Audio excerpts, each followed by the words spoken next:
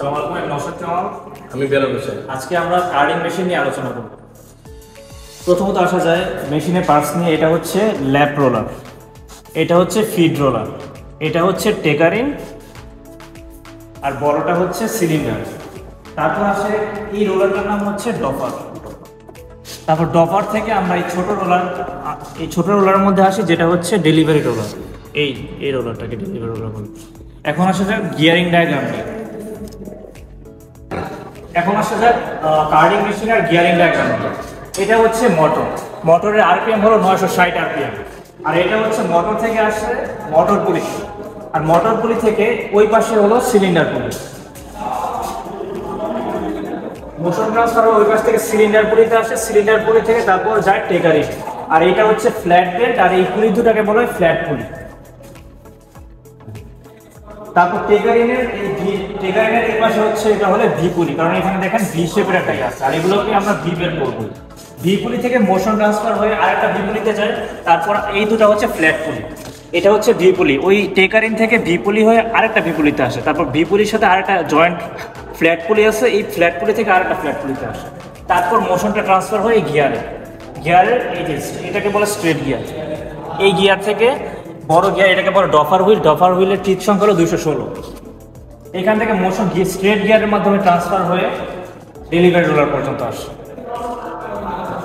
আর এর মধ্যে কিছু ইম্পর্টেন্ট পার্টস হলো, যেমন গিয়ার, এটা হচ্ছে স্ট্রেট গিয়ার, কারণ এখানে দাঁতগুলো স্ট্রেট অবস্থায় আছে। তারপর হচ্ছে এগুলো হচ্ছে ব্যাভেল গিয়ার, কারণ এখানে 90 ডিগ্রি অ্যাঙ্গেল করা হয়েছে। আর তারপর এটা হচ্ছে ডিসিপি গিয়ার। এটা হচ্ছে এই মেশিনের one of the most important gear, যা আমাদের ইয়ার্ন বা স্লাইভারের কাউন্ট নির্ণয়ে সাহায্য করে। যদি ডিসিপি গিয়ারের টিথ সংখ্যা বেশি থাকে তাহলে প্রোডাকশনে যে স্লাইভার পাবো ওটার কাউন্ট কম হবে, আর যদি ডিসিপি গিয়ারের টিথ সংখ্যা কম থাকে তাহলে প্রোডাকশনে যে স্লাইভার পাবো ওটার কাউন্ট সংখ্যা বেশি হবে। তারপরে দুটো একটা আরেকটার বিপরীত। আর এগুলো হচ্ছে ওয়ার্ম গিয়ার, কারণ এটা ওই ওয়ার্মের মতো প্যাঁচানো থাকে, দেখেন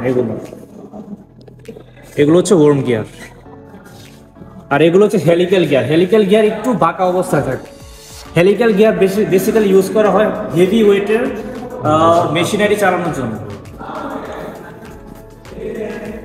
তারপর এটা হচ্ছে একটা ইম্পর্টেন্ট বেল্ট, এটা হচ্ছে টুথ বেল্ট। দেখেন এটার মধ্যে কিন্তু বেল্টের মধ্যে দাঁত অবস্থায় আছে, মানে কাটা হয়ে আছে বেল্ট, তাই এটাকে টাইমিং বেল্ট বা টুথ বেল্ট বলতে পারি আমরা। সো এগুলাই হলো সব। এইভাবেই আমার পুরো কার্ডিং মেশিনটা পরিচালনা করি। আর এখানে আরেকটা ইম্পর্টেন্ট জিনিস হচ্ছে এই ফ্ল্যাট। একটা কার্ডিং মেশিনে 102টার মতো ফ্ল্যাট থাকে, আর এই ফ্ল্যাটগুলো চালানো হয় কি বলে এটাকে স্পোকেট গিয়ারের মাধ্যমে। স্পোকেট গিয়ার হলো রিক্সা বা সাইকেলের যে চেন থাকে, এই চেনগুলোকে স্পোকেট গিয়ার বলা হয়। মেশিনে বেসিক্যালি দুটি কম ইউজ করা হয়, একটা হচ্ছে ডপার কম আর একটা হচ্ছে ফ্ল্যাট কম।